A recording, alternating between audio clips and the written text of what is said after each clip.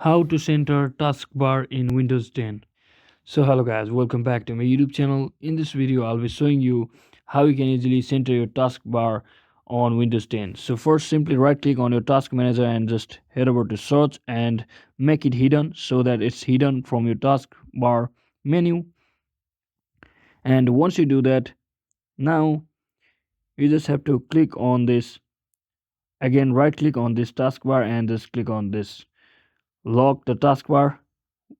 Make sure it's disabled, not enabled, and just click on right click again and head over to tools bars and click on links, and again click on right click on taskbar and just make sure you have enabled this show text and show title option. So once you do that,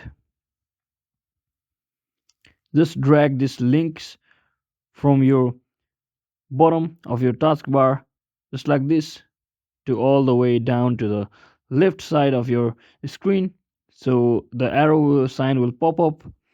So from now, what you need to do is just click on this left side of links and drag it from there to center, and you have to adjust it accordingly.